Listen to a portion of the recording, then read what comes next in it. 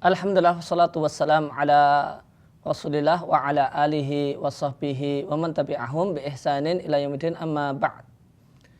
Kaum muslimin rahimani wa rahimakumullah.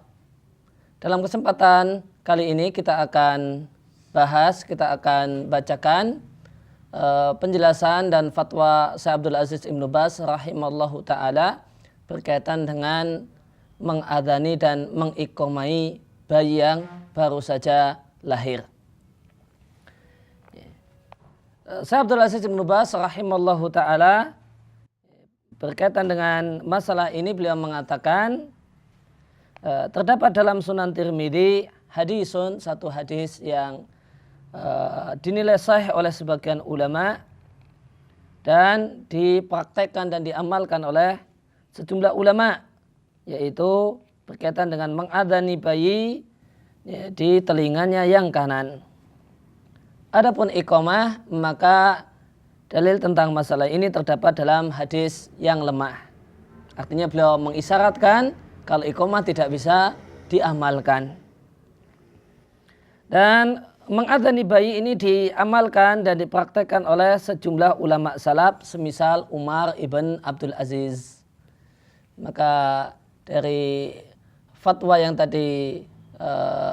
beliau yang tadi kita baca bisa kita buat peta sebagai berikut.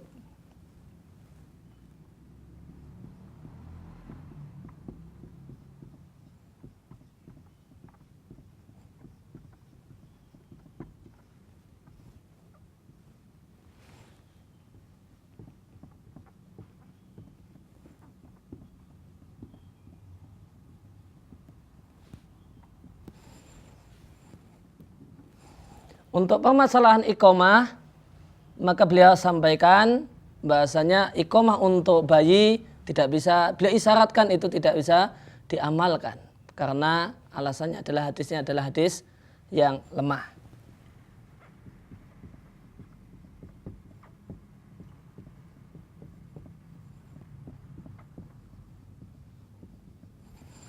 Namun berkaitan dengan masalah adzan untuk bayi yang baru lahir, maka di sini ada faktor-faktor pendukung dan faktor-faktor yang melemahkan disyariatkannya hal ini. Maka ada dua hal.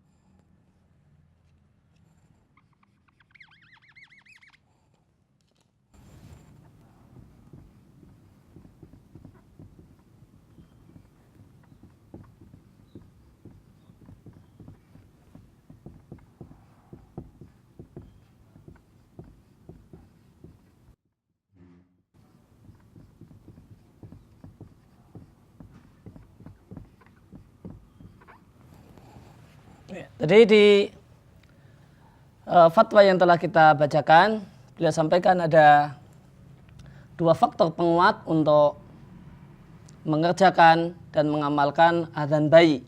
Adzan ketika bayi lahir, yang pertama adalah hadisnya dinilai sahih oleh sebagian ulama. Artinya ada perselisihan di antara para ulama tentang hadisnya dan beliau mengakui adanya ulama yang menilainya sebagai hadis yang sahih. Sedangkan pandangan Syekh Abdul Aziz Ibnu Baz sendiri untuk hadis ini, beliau nilai hadisnya adalah hasan li ghairihi.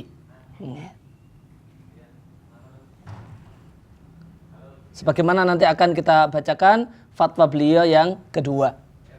Kemudian pertimbangan yang lain adanya ulama salaf yang mempraktekannya. Ini seorang ulama tabi'in sekaligus khalifah Umar bin Abdul Aziz.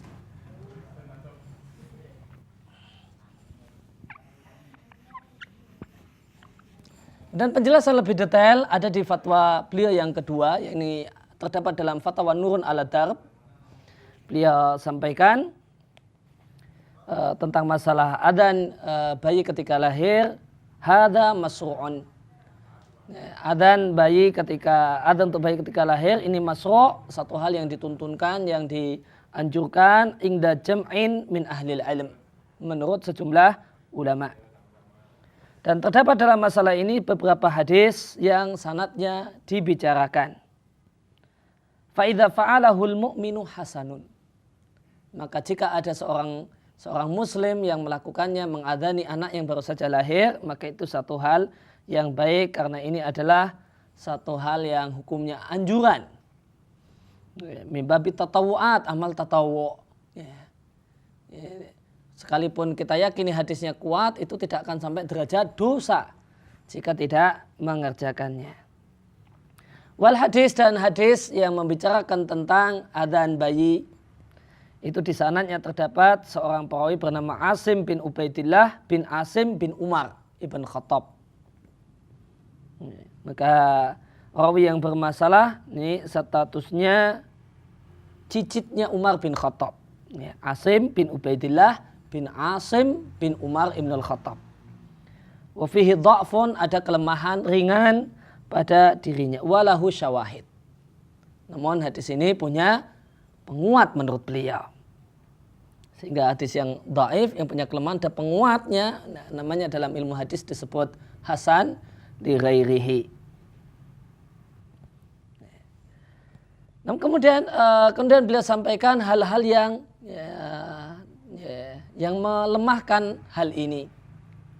Namun Nabi SAW sebagaimana kita jumpai memberi nama anaknya Ibrahim, dan tidak terdapat riwayat saat Nabi memberi nama anaknya Ibrahim ketika Ibrahim itu lahir yang menunjukkan kalau Nabi mengadzani anak beliau yaitu Ibrahim. Beliau menamainya Ibrahim, namun tidak terdapat riwayat dari Nabi kalau Nabi mengadzani Ibrahim di telinganya yang kanan dan iqamah di telinga yang kiri. Demikian juga anak-anak kecil yang baru lahir yang dibawa oleh para sahabat ke tempat Nabi untuk ditahnik dan diberi nama, tidaklah dijumpai kalau Nabi mengadzani satupun anak-anak Ansar, anak-anak para sahabat yang dibawa ke tempat Nabi. Tidak pula terdapat riwayat kalau Nabi mengumandangkan iqamah untuk anak tersebut.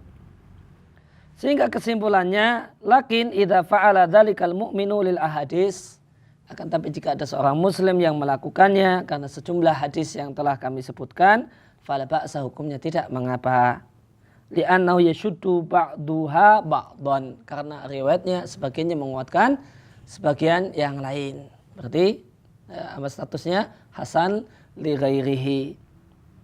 Sehingga fal amru fi hadza wasi'. Masalah dalam hal ini adalah longgar.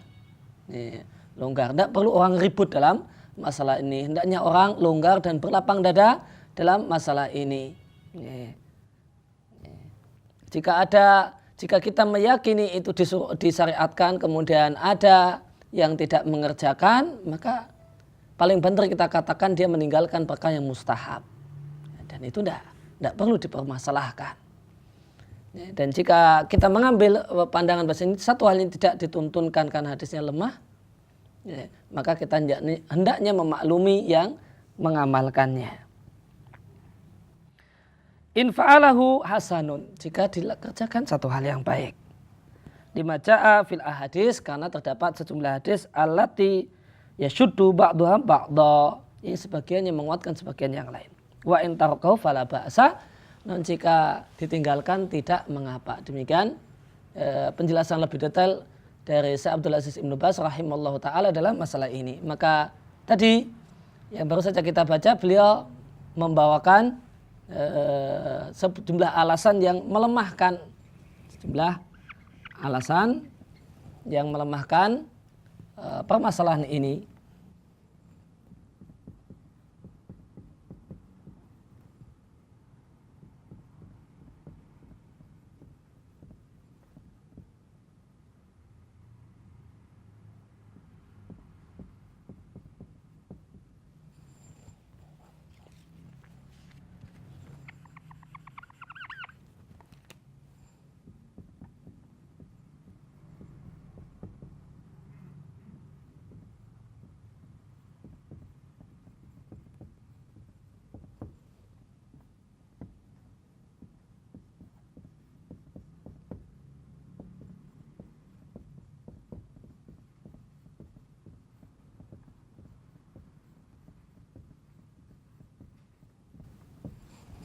Beliau sampaikan dua hal yang bisa kita katakan faktor pelemah untuk melakukan hal ini, yaitu mengadani bayi. Yaitu bisa orang mempertimbangkan Nabi punya anak ketika di akhir-akhir beliau hidup, namanya Ibrahim.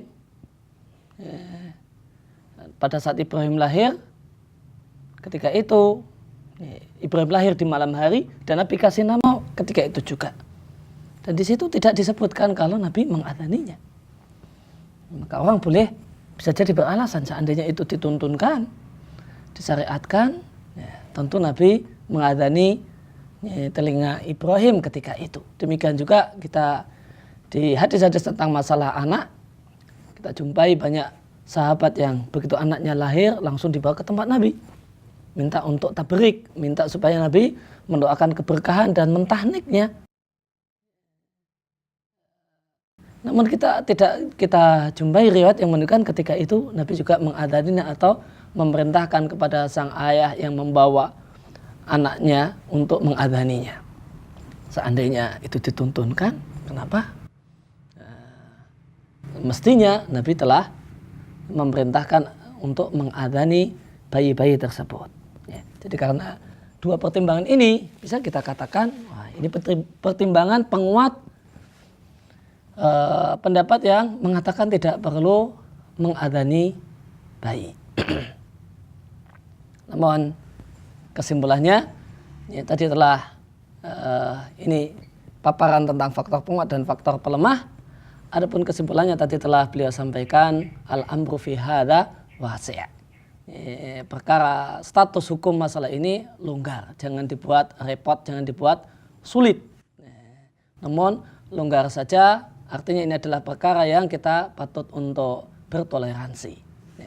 Orang yang menguatkan pendapat mengatakan tidak dituntunkan dengan alasan hadisnya lemah ditambah dua faktor pelemah yang ada di sini, maka ya monggo silahkan.